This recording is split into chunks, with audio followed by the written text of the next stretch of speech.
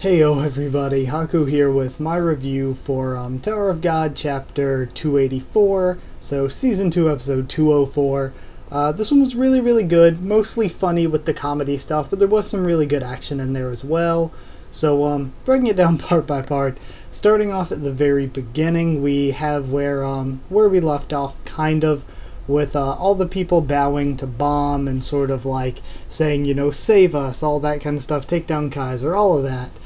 And like Bomb is a bit confused by it. He's like, what's going on? Because of course the plan as a whole hasn't really been explained to him any yet. So Jaja jumps in with, oh man, Jaja is so cute. Like, her and Albelda and Rian to struggle for best girl, but Jaja's so freaking cute. She jumps in with the 4 lords of FUG, and she it's like the funniest scene. It's hilarious. I loved it, with Sachi, Yiwa, and of course Boro being jealous of Sachi. But Sachi, Yiwa, Rak, and Ryun, and all their little nicknames were hilarious. I love that Ryun was the human GPS. Like, it was all really funny. And like, even the comedy continued from there, as like she explained, like, it's your, and kind of too, it's important because this goes in with the plan, is that all the people are to listen to those 4's orders and take out all of the underlings of the 10 bosses and Kaiser. Because you know the 10 bosses and Kaiser have like a ton of servants, a ton of underlings. So if we if we just attacked, they would be a real annoyance because they'd way outnumber us. But now we have these little no-name scrubs to fight them for us, and sort of keep them off our backs while we fight the big boys, while we fight Kaiser and the other 5 bosses. Assuming that we will fight the other 5 bosses, because why even introduce them if they weren't going to be important, you know? So, from there, we get a few things. We get a funny scene as well, where they're all the little no-names are carrying Rak and bringing everyone back to the, or well, at least attempting to bring everyone back to the no-name place, but Ryun goes off on her own, and I think that might be important, because I think Ryun might actually go to, maybe go to where one of the other 5 bosses are, and something, maybe take down one of the 5 bosses. I have no clue. I just feel like Ryun might get into something. I have no idea why else she'd be going off on her own. So the scene with Kun angry at Jaja was hilarious. I love seeing that side of Kun's personality, and seeing more personality out of Kun rather than just the normal planning dialogue. Seeing some actual personality type dialogue is really funny. Also, Ship was amazing this chapter. I freaking love Ship. So pretty much he and Hatsu looked so badass overlooking the area to see if their plan would work for, see if their plan, I guess, had made any of the bosses start moving. And of course, Jaja tells Kun that it was all part of Ship's plan. So Kun sends the hilarious message to, that I'm gonna kill you next time I see you, to Ship. All very funny. And it looks as though none of the bosses have made any move. So Ship says, you know, this could be dangerous. This might mean that Kaiser's actually more aggressive than we thought, because this could mean that she is planning to stop this rebellion, not by just coming out of hiding like we want to, but she is going to come and try to fight Bomb one-on-one herself and eliminate him, so that the rest of the rebellion falls apart without the head that they're rallying around. Also, when they're flashing around to the different places where all the different characters that from our group are looking at, we do see with Lorray, Vespa is there. So they hadn't really shown us Vespa until now. So it's interesting to note that Vespa's there, because that might also mean that Amigo Chaz and Verdi could still be around. Maybe Paracle, doubt Paracle. I just imagine Paracle busting in at the very end fight with Kaiser, like, yeah, revolution, tear down the system. Paracle becomes the next Kaiser. Like, I could just see SIU doing something like that. It'd be hilarious.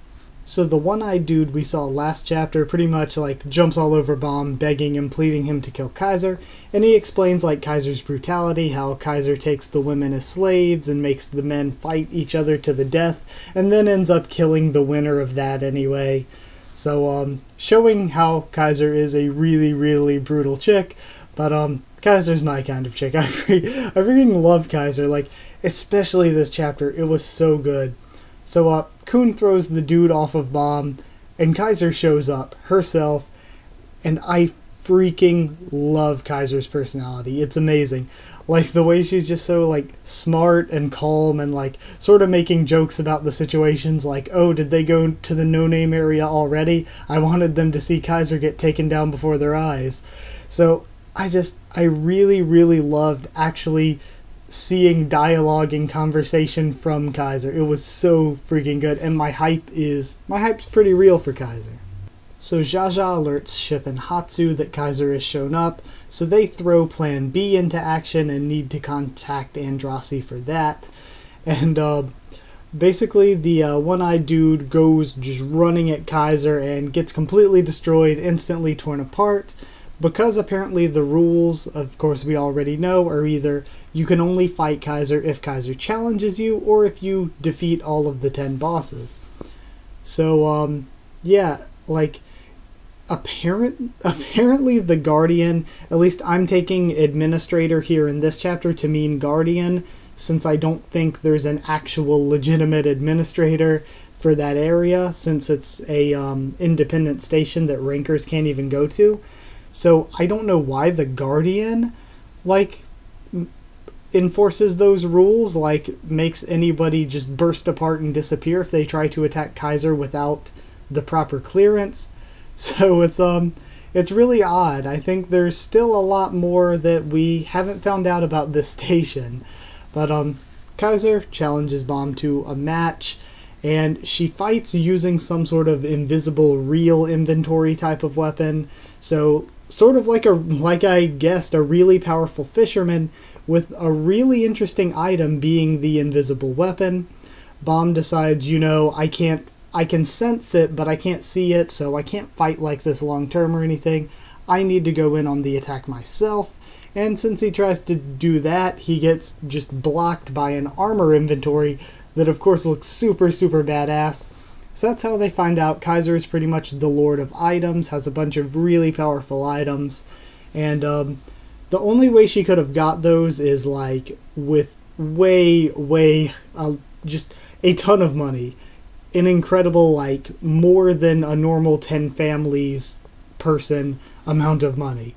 So that way Kun and everybody figures, okay, the 10 families have to be supplying all of this because there's no other way that Kaiser could have all of this.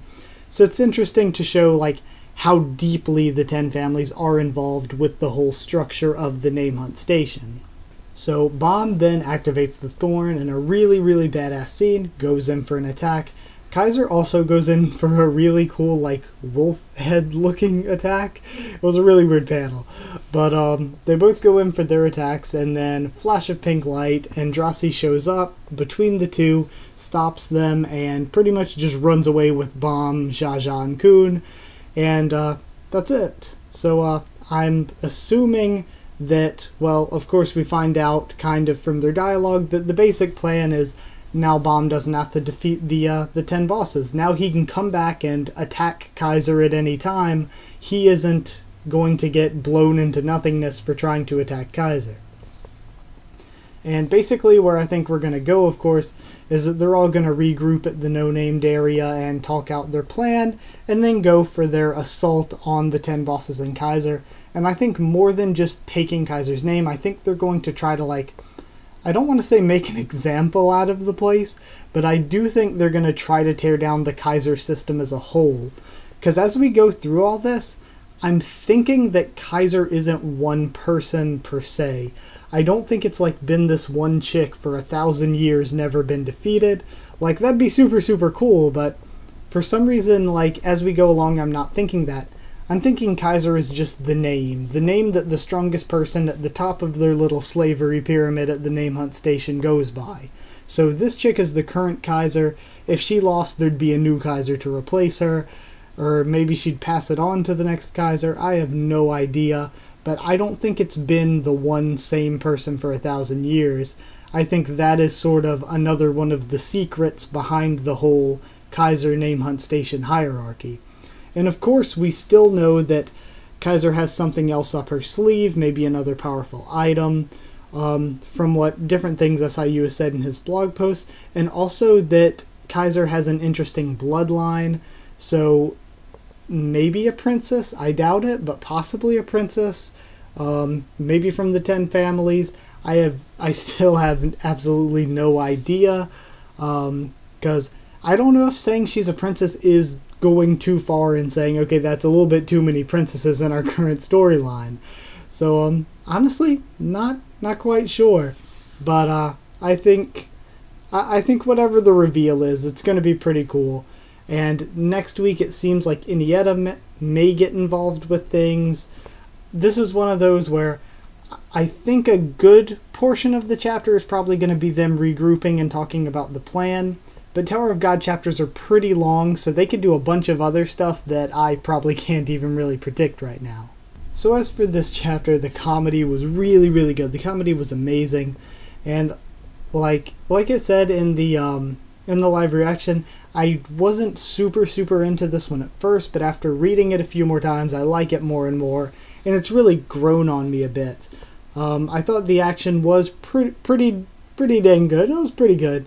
Not like the most amazing or anything we've got, but it was a good little... It's always nice to see a little bit of Mom's powers, and it also gave us a little hint at Kaiser's powers, so that was really cool as well. All the art was nice, and there was some good character stuff, I think, throughout the chapter as well. We got to see a lot of different characters, and that's always good. So, at first I was going to give this like 8.5, but it's grown on me, and I'm going to give it 9 wolf face attack thingies out of 10. So 9 out of 10 because it's grown on me and it was really, really good. So anyway, as usual, like if you liked the video, comment down there and tell me what you thought of my review of the chapter, what you thought of the chapter itself, of course. Subscribe for more Tower of God, One Piece, Walking Dead, and a bunch more. Follow on Twitter. I always forget the follow on Twitter part. Follow on Twitter if you want to, because I'll try to keep you updated there as best I can on whenever I post anything, push anything back. Maybe when I'm planning to do other things. So, yeah, that's it for this video. Thank you one last time for watching, and I'll see you all next time.